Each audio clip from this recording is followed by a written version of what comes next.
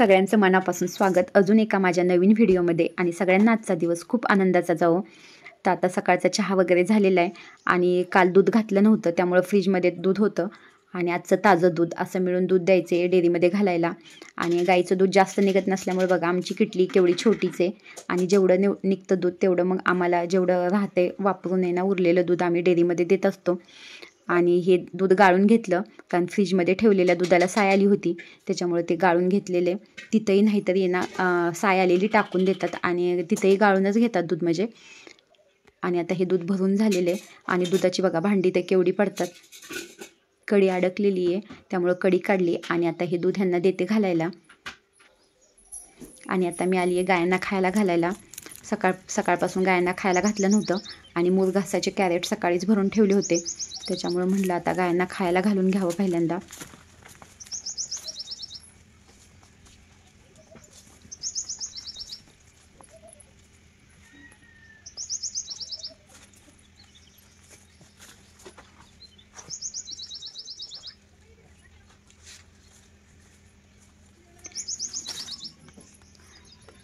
तीन गाया आणि एक वासरू होतं त्यातली आता एक गाय आम्ही विकलेली आहे आणि आता 2च गाया राहिलेल्या आहेत. गाया जास्त झाल्या होत्या त्याच्यामुळे एक गाय विकून टाकली मध्ये आणि आता 2च गाया आहेत.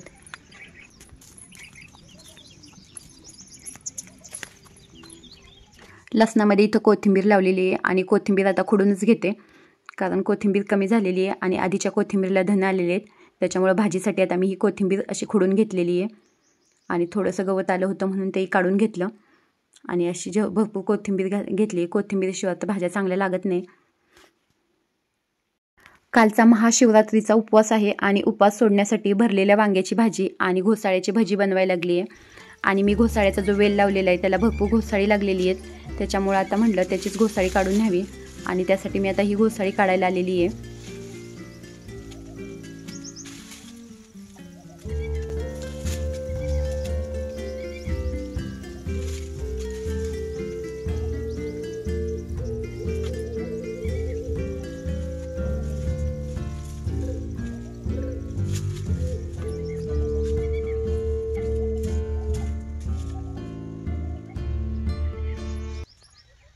कढीपत्त्याचं हे जुनं झाड आहे आणि बहुतेक जुन्या झाडाला रोग लागतो की काय माहीत पण आमच्या ह्या कढीपत्त्याच्या झाडा हे बघा असा रोग लागलेला आहे आणि ही पाने अशी झालेली आहेत.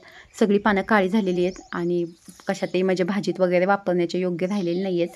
आणि इकडे एक कढीपत्त्याचं झाड लावलेलं आहे त्याची पानं एकदम चांगली आहेत त्याच्यामुळे आता त्याचाच मी कढीपत्ता तोडून घेतलेला आहे भाजीसाठी.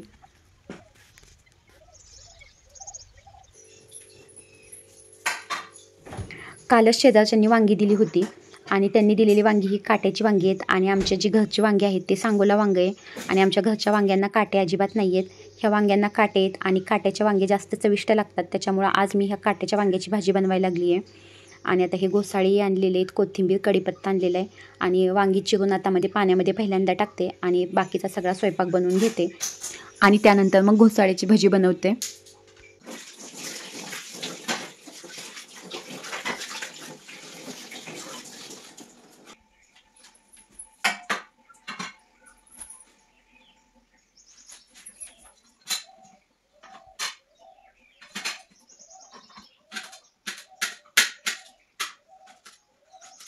घोसाळी मी आत्ताच धुवून घेतलेली आहेत आणि अशी गोल गोल कापून घ्यायला लागली आहे.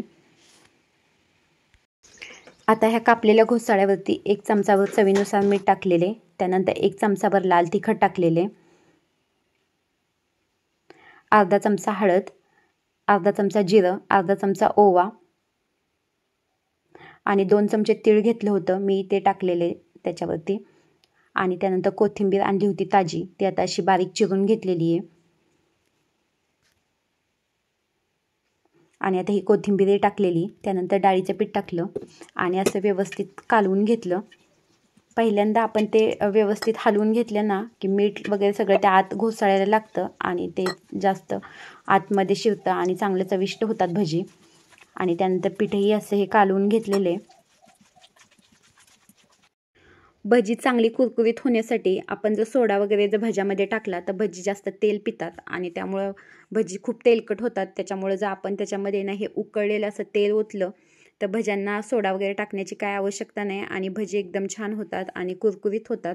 त्यामुळे आता हे उकळलेलं तेल मी 1 चमचाभर ह्या अशा भिजवलेल्या भज्याच्या पिठामध्ये टाकलेले आणि आता भजी करायला लागली आहे.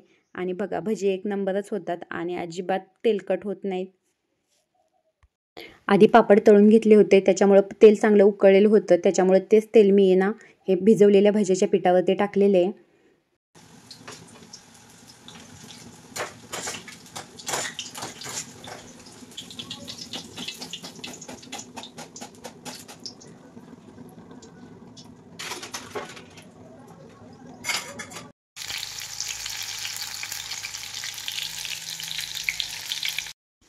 असे हे घोसाळ्याचे भजी तयार झालेले आहेत आणि अजिबात सोडा टाकलेला नाही. उकळलेलं तेलच फक्त टाकलेले ते असे छान झालेले आहेत हे भजी.